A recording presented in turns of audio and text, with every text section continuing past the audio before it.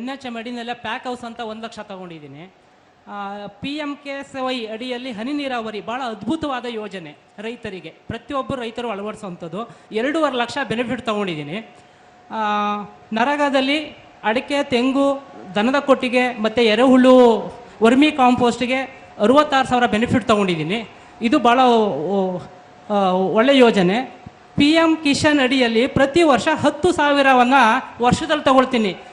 ಇದು ಭಾಳ ಎಲ್ಲರಿಗೂ ರೈತರಿಗೆ ಭಾಷಣ ಮಾಡಿದ ತಕ್ಷಣ ಬಂದು ಅಕೌಂಟಿಗೆ ಬೀಳೋಂಥ ಯೋಜನೆ ಅಂದರೆ 10,000 ಕೊಡೋಂಥದ್ದು. माननीय प्राइम मिनिस्टर जी को नमस्कार। सर, सुप्रीत जी कह रहे हैं कि उनको NHM की ओर से कृषि होंडा यानी कृषि के लिए तालाब निर्माण के लिए 1 लाख रुपए का लाभ हुआ है। उसके बाद NHM के अंतर्गत ही उन्हें पैक हाउस पाली घर निर्माण के लिए उन्हें 1 लाख का लाभ प्राप्त हुआ है। इसके अतिरिक्त सिंचाई, PM सिंचाई कृषि योजना के अंतर्गत उन्हें छिड़काव द्वारा सिंचाई के लिए 2.5 लाख रुपए का लाभ प्राप्त हुआ है। नरेगा की ओर से उन्हें नारियल के पेड़ इत्यादि को लगाने के लिए, वृक्षारोपण के लिए उन्हें 66,000 रुपये का लाभ प्राप्त हुआ है। इसके अतिरिक्त किसान योजना के अंतर्गत उन्हें प्रति वर्ष उन्हें 10,000 रुपये, विशेषकर वे कहना चाहते हैं कि आपकी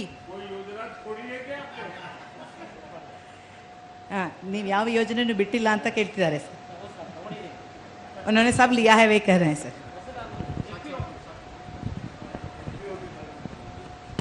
NHM ಯೋಜನೆ ಅಡಿಯಲ್ಲಿ ಪಾಲಿ ಹೌಸ್ ನಿರ್ಮಾಣ ಮಾಡಿ ಫ್ಲೋರಿಕಲ್ಚರ್ ಫ್ಲವರ್ ಬೆಳೀತಾ ಇದ್ದೀವಿ, ಡೆಕೋರೇಷನ್ ಫ್ಲವರ್ನ. ಅದರಿಂದ ನಮ್ಮ ಕುಟುಂಬದ 6-7 ಜನ ಜೊತೆಗೆ ಹೊರಗಡೆ ಆಳು ಕಾಳು ಸೇರಿ 15 ಜನಕ್ಕೆ ಉದ್ಯೋಗ ಕೊಡ್ತಾ ಇದ್ದೀವಿ. ಆಮೇಲೆ ನರೇಗಾದಲ್ಲಿ ಪಪ್ಪಾಯ ಮತ್ತು ಬಾಳೆ ಬೆಳೆದು ನಾವೇ ನೇರವಾಗಿ ವ್ಯಾಪಾರ ಮಾಡ್ತಾ ಆರ್ಥಿಕವಾಗಿ ಸದೃಢವಾಗಿದ್ದೀವಿ.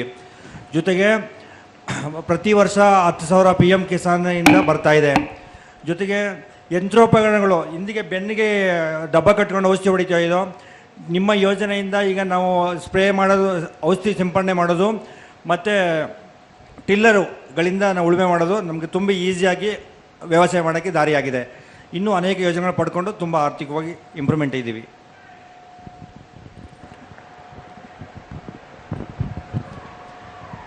मरियप्पाला सोमशेखर जी कह रहे हैं सर कि इनको NHM की ओर से पाली हाउस के निर्माण के लिए 10 लाख रुपए का लाभ प्राप्त हुआ है। इसके अतिरिक्त सिंचाई योजना के अंतर्गत इन्हें काफ़ी कृषि संबंधी यंत्रोपकरणों का लाभ 50,000 रुपये के द्वारा प्राप्त हुआ है। इसके अलावा नरेगा के अंतर्गत नारियल और पपीते के पेड़ उगाने के लिए इन्हें 1,80,000 रुपये की धनराशि का लाभ प्राप्त हुआ है। इसके अतिरिक्त PM किसान के अंतर्गत इन्हें प्रतिवर्ष 10,000 रुपये की धनराशि मिल रही है। जी सर।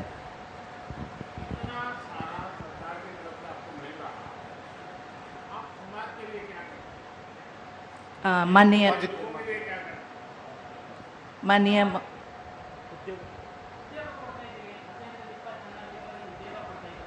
सर, समाज को वो 15 से 20 लोगों के लिए रोजगार दे रहे हैं और पूर्ति ದುಡ್ಡು ಕೊಡ್ತಾ ಇದ್ದೀರಾ, ಕಡಿಮೆ ಕೊಡ್ತಿದ್ದೀರಾ ಅಂತ ಕೇಳ್ತಿದ್ದಾರೆ. ಪೂರಾ ದೇತೆ हैं. ಉದ್ಯೋಗ ಇದೆ, ಇದರ ಲಾಭವನ್ನು ಪಡ್ಕೊಂಡಿದ್ರೆ ಇನ್ನೂ ಹೆಚ್ಚಿನ ಬಡವರಿಗೆ ಇದರಿಂದ ಪ್ರಯೋಜನ ಆಗಬೇಕು. ಯಾರ್ಯಾರು ಪ್ರಯೋಜನ ಪಡ್ಕೊಂಡಿದ್ರಿ ನೀವು ಬೇರೆಯವ್ರಿಗೂ ಕೂಡ ಅದ್ರ ಬಗ್ಗೆ ಮಾಹಿತಿಯನ್ನು ಕೊಡಿ ಅಂತ ಹೇಳ್ತಾಯಿದ್ರು. ನೋಡಿ, ಮರಿಯಪ್ಪ ಅವ್ರು ಹೇಳ್ತಾಯಿದ್ರು, ನಾನು ಪಾಲಿ ಹೌಸ್ ನಿರ್ಮಾಣ ಮಾಡಲಿಕ್ಕೆ ದುಡ್ಡು ಸಾಲವನ್ನು ತಗೊಂಡಿದ್ದೀನಿ, ಆಮೇಲೆ PM ಸಿಂಚಾಯಿ ಯೋಜನೆಯಿಂದ ತಗೊಂಡಿದ್ದೀನಿ ಅಂತ ಹೇಳಿದ್ರು. ನೋಡಿ, ಪ್ರಧಾನಮಂತ್ರಿಯವರು ಪ್ರಧಾನ ವೇದಿಕೆಗೆ ಬರ್ತಾ ಇದ್ದಾರೆ, ಜನರೆಲ್ಲ ಹರ್ಷೋದ್ಗಾರ ಮಾಡ್ತಾ ಇದ್ದಾರೆ. ಅವರು ಕೈಗಳನ್ನು ಮುಗಿದು ಮುಖ್ಯ ವೇದಿಕೆಗೆ ಮಹಾರಾಜ ಕಾಲೇಜಿನ ಕ್ರೀಡಾಂಗಣದಲ್ಲಿರ್ತಕ್ಕಂಥ ಕಾರ್ಯಕ್ರಮಕ್ಕೆ ಆಗಮಿಸಿದ್ದಾರೆ. ಈಗ ನೀವು ನೋಡ್ತಾ ಇದ್ದೀರಿ.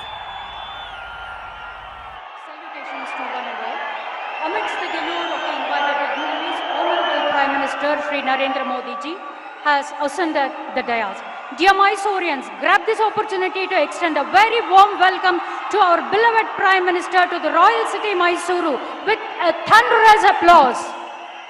ಇಲ್ಲಿ ನೆರೆದಿರುವ ಎಲ್ಲ ಮಹಾಜನತೆಯ ಪರವಾಗಿ ಸನ್ಮಾನ್ಯ ಪ್ರಧಾನಮಂತ್ರಿಗಳಾದ ಶ್ರೀ ನರೇಂದ್ರ ಮೋದಿಜಿರವರಿಗೆ ಪ್ರೀತಿಪೂರ್ವಕ ಸುಸ್ವಾಗತವನ್ನು ಕೋರ್ತಾ ಇದ್ದೀವಿ ಬಂಧುಗಳೇ.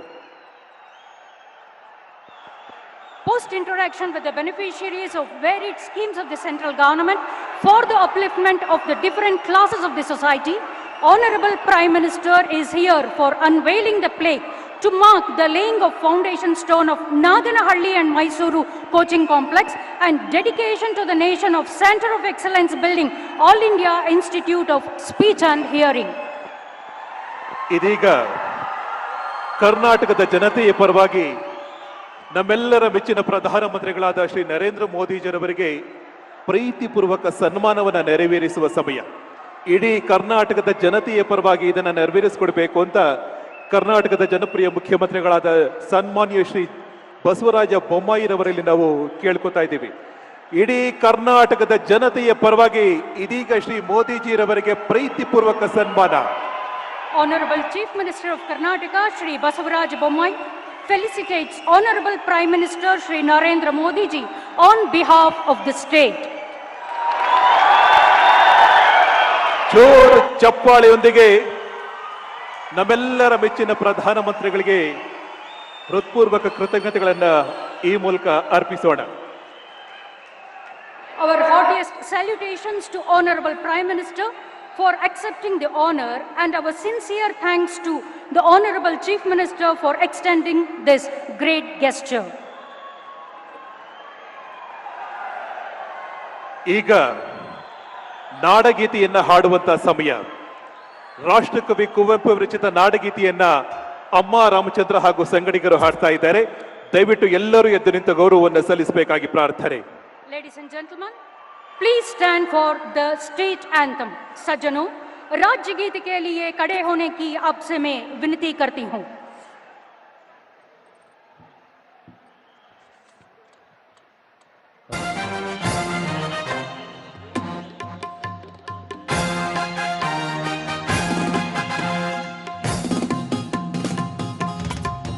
जय भारत जननीय तनुजाते, जय हे कर्नाटक माते, जय सुंदर नदिवनಗಳ ನಾಡೆ, ಜಯ ಹೇ ರಸ ಋಷಿಗಳ ಬೀಡೆ. ಭೂದೇವಿಯ ಮಕುಟದ ನವಮಣಿಯೇ, ಗಂಧದ ಚಂದದ ವಂದಿನ ಗಣಿಯೇ, ರಾಘವ ಮಧುಸೂದನರವ ಧರಿಸಿದ ಭಾರತ ಜನನಿಯ ತನುಜಾತೆ.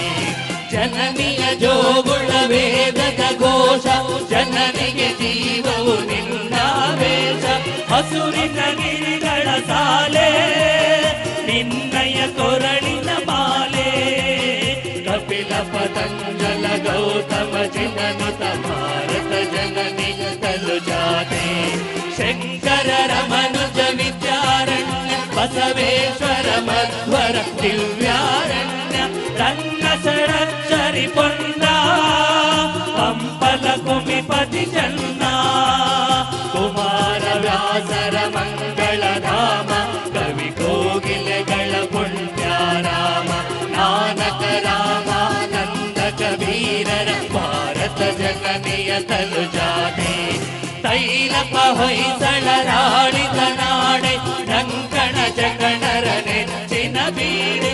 ಕೃಷ್ಣ ಶರಾವತಿ ತುಂಗ, ಕಾವೇರಿಯವರ ರಂಗ.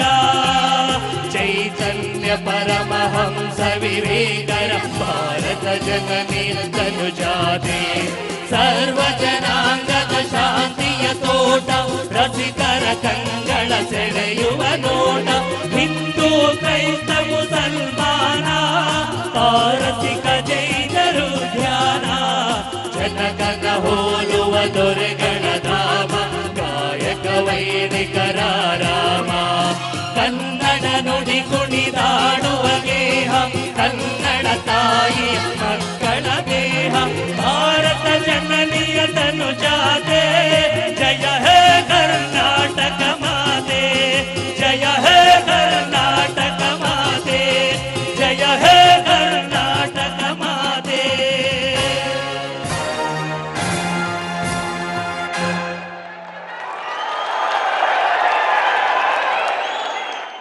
ಧನ್ಯವಾದಗಳು.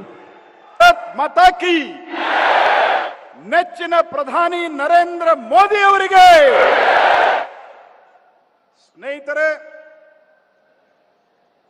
ಸನ್ಮಾನ್ಯ ಪ್ರಧಾನಮಂತ್ರಿ ನರೇಂದ್ರ ಮೋದಿ ಅವರು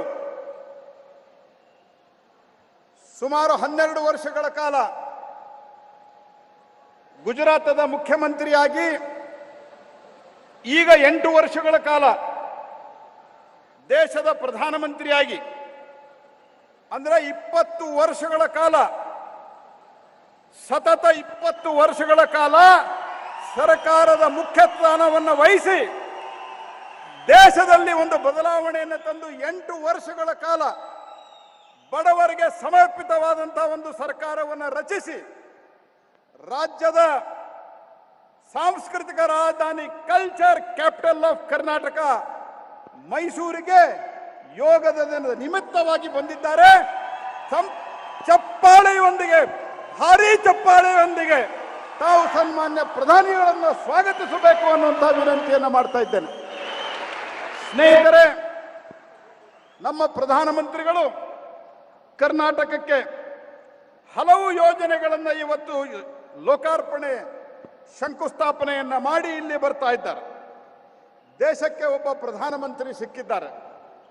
ಯಾವ ರೀತಿ ಪ್ರಧಾನಮಂತ್ರಿಯ ಚಿಂತನೆ ಇದೆ ಅಂತಂದ್ರೆ 2022 ಆಜಾದಿ ಕಾ ಅಮೃತ ಮಹೋತ್ಸವ 75ನೇ ವರ್ಷದ ಸ್ವಾತಂತ್ರ್ಯೋತ್ಸವವನ್ನು ಆಚರಿಸುವ ಸಂದರ್ಭದಲ್ಲಿ ಇದನ್ನು ಹೇಗೆ ಆಚರಿಸಬೇಕು ಅಂತ ಚಿಂತನೆಯ ನಡೆದಂತಹ ಸಂದರ್ಭದಲ್ಲಿ ನಮ್ಮೆಲ್ಲರಿಗೂ ಮತ್ತು ಅನೇಕ ಅಧಿಕಾರಿಗಳಿಗೆ ಪ್ರಧಾನಮಂತ್ರಿಗಳು ಹೇಳಿದ್ರು 2022 ಕೇವಲ 75ನೇ ವರ್ಷ ಅಲ್ಲ 100ನೇ ವರ್ಷ.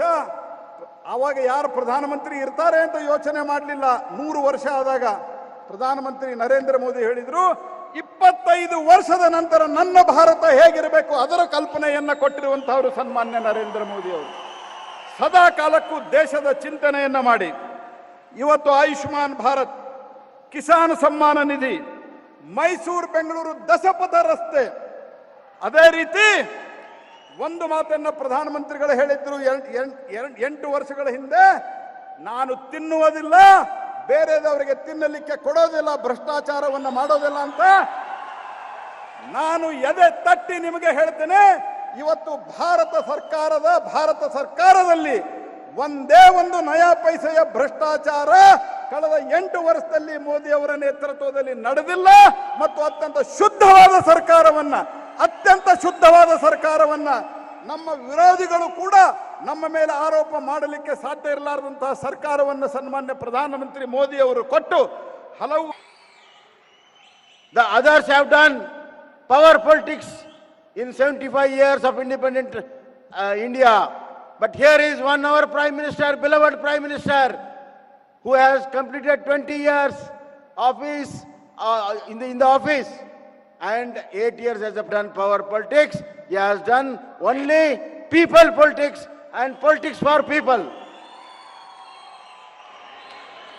ಯಾಕೆ ಬಡತನ ಗೊತ್ತಿದೆ ಅವ್ರಿಗೆ, ಹಸಿವು ಅಂದ್ರೆ ಗೊತ್ತಿದೆ, ದುಡಿಮೆ ಅಂದ್ರೆ ಗೊತ್ತಿದೆ, ಕಷ್ಟ ಅಂದ್ರೆ ಗೊತ್ತಿದೆ, ಅವಮಾನ ಅಪಮಾನ ಅಂದ್ರೆ ಏನು ಗೊತ್ತಿದೆ ಅವ್ರಿಗೆ. ಕಷ್ಟದಿಂದ ಬಂದವರು, ಎಲ್ಲವನ್ನು ಸಹಿಸಿಕೊಂಡು ಬಂದವರು. ಅಂಥವ್ರ ಕೈಯಲ್ಲಿ ಇವತ್ತು ಅಧಿಕಾರ ಬಂದಾಗ ನನ್ನ ಕಷ್ಟದ ದಿನಗಳು ಇವತ್ತು ಬೇರೆಯವರಿಗೆ ಬರಬಾರದು, ಭಾರತದ ಯಾವುದೇ ಮೂಲೆಯಲ್ಲಿ ನಾಗರಿಕರಿಗೆ ಕಷ್ಟ ಬರಬಾರದು ಅಂತ ಹೇಳಿ ಇವತ್ತು ಕಾರ್ಯಕ್ರಮವನ್ನು ರೂಪಿಸಿದ್ದಾರೆ. ಅವರು ಸೈದ್ಧಾಂತಿಕ ರಾಜಕಾರಣವನ್ನ ಮಾಡಿದ್ದಾರೆ, ಅಭಿವೃದ್ಧಿಯ ರಾಜಕಾರಣವನ್ನ ಮಾಡಿದ್ದಾರೆ, ಮಾನವೀಯ ರಾಜಕಾರಣವನ್ನ ಮಾಡಿದ್ದಾರೆ. ಆದ್ರಿಂದ ಅವರು ಕಾರ್ಯಕ್ರಮಗಳನ್ನು ನೋಡಿ, ಒಂದು ಸ್ವಚ್ಛವಾಗಿರುವಂತಹ ಭಾರತ ಆಗಬೇಕು, ಸ್ವಚ್ಛ ಭಾರತ, ಆರೋಗ್ಯವಾಗಿರುವ ಭಾರತ ಆಗಬೇಕು. ಅದಕ್ಕಾಗಿ ಆಯುಷ್ಮಾನ್ ಭಾರತ, ರೈತರು ಶಕ್ತಿಶಾಲಿ ಆಗಬೇಕು, ಕಿಸಾನ್ ಸನ್ಮಾನ್ ಯೋಜನೆ, ಎಲ್ಲರ ತಲೆ ಮೇಲೆ ಸೂರಿರಬೇಕು, ಪ್ರಧಾನಮಂತ್ರಿ ಆವಾಸ್ ಯೋಜನೆ, ಯುವಕರಿಗೆ ಕೈಗೆ ಕೆಲಸ ಕೊಡಬೇಕು, ಕೇವಲ ಅವರು ಉದ್ಯೋಗಿಗಳಾಗಬಾರ್ದು, ಉದ್ಯಮಿಗಳಾಗಬೇಕು, ಅವರು ಕೂಡ ಉದ್ಯೋಗ ಕೊಡಬೇಕಂತ ಮುದ್ರಾ ಯೋಜನೆ, ಮತ್ತು ಹೆಣ್ಣು ಮಕ್ಕಳಿಗೆ ಗರ್ಭಿಣಿ ಇದ್ದಾಗ ಸಹಾಯ ಮಾಡಲು ಮಾತೃ ಯೋಜನೆ, ಎಷ್ಟೊಂದು ಯೋಜನೆಗಳು, ಎಲ್ಲ ಬಡವರ ಪರವಾಗಿರುವಂಥ ಯೋಜನೆ. ಉಜ್ವಲ ಯೋಜನೆ, ಹೆಣ್ಣು ಮಕ್ಕಳು ಕಣ್ಣು ಒರೆಸ್ಕೊಂಡು ಅವರ ಆರೋಗ್ಯವನ್ನು ಕೆಡಿಸ್ಕೊಂಡು ನಮಗೆಲ್ಲ ಅಡುಗೆ ಮಾಡಿ ಹಾಕಬಾರ್ದು, ಆ ಕಾಲ ಹೋಯ್ತು ಅಂತ ಮನೆಗೆ ಹಳ್ಳಿಗೆ LPG ಗ್ಯಾಸ್ ಕೊಟ್ಟಂತ ಮಹಾಪುರುಷ ಸನ್ಮಾನ್ಯ ನರೇಂದ್ರ ಮೋದಿಜಿಯವರು. ಇಲ್ಲೆಲ್ಲ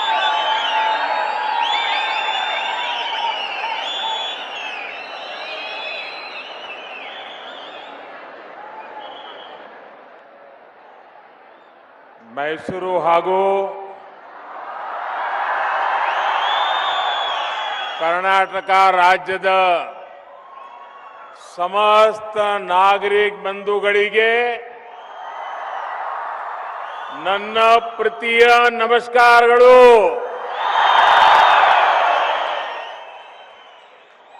ವಿವಿಧ ಅಭಿವೃದ್ಧಿ ಕಾಮಗಾರಿಗಳ ಉದ್ಘಾಟನೆ ಜೊತೆಗೆ ಫಲಾನುಭವಿಗಳೊಂದಿಗೆ ಸಂವಾದ ನಡೆಸಲು ನಾನು ಇಂದು ಇಲ್ಲಿಗೆ ಬಂದಿದ್ದೇನೆ.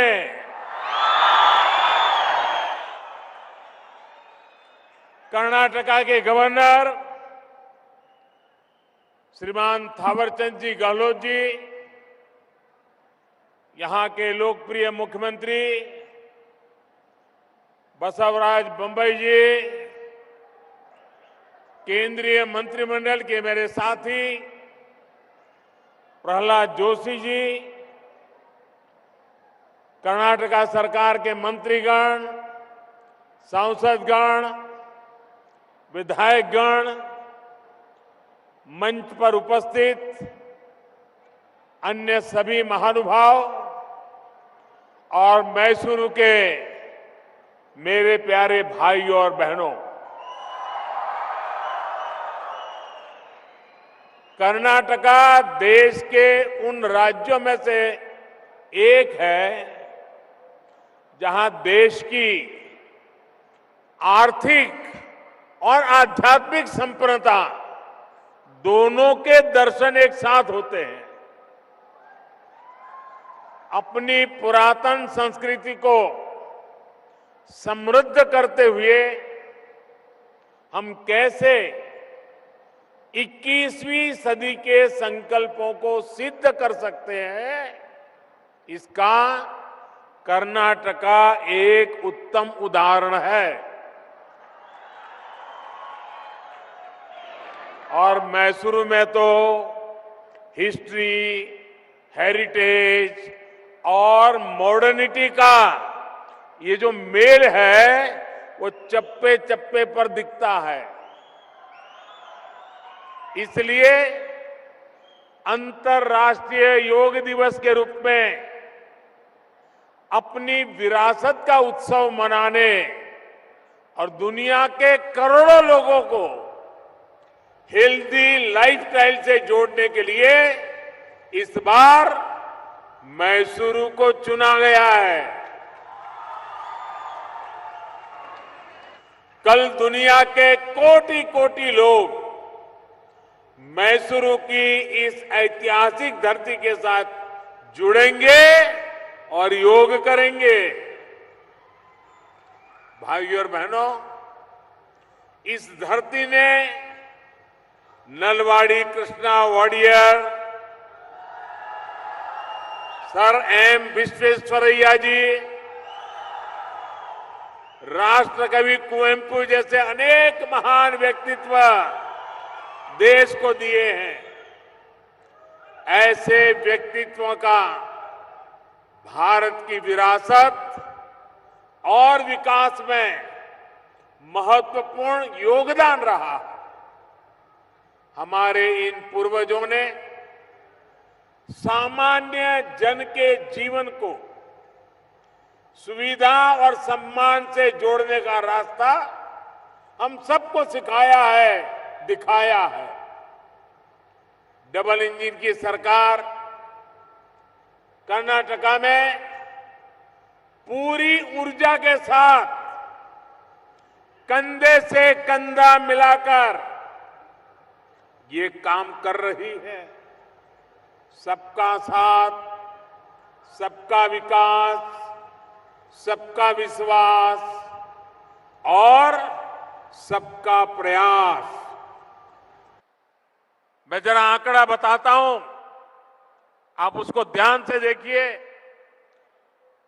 2014 के पहले, 2014 के पहले 10 साल में, यानी 2004 से 2014, 10 ईयर, 10 साल में कर्नाटका में सिर्फ 16 किलोमीटर रेल लाइनों का बिजलीकरण हुआ था, इलेक्ट्रिफिकेशन हुआ था। 16 किलोमीटर एंड 10 इयर्स हमारी सरकार के दौरान कर्नाटका में करीब 1600 किलोमीटर रेल लाइन का इलेक्ट्रिफिकेशन किया गया है। 16 kilometre in 10 years, 1600 kilometre in this 8 years. सबसे बहुत बहुत शुभकामनाएं, बहुत बहुत बधाई, बहुत बहुत धन्यवाद।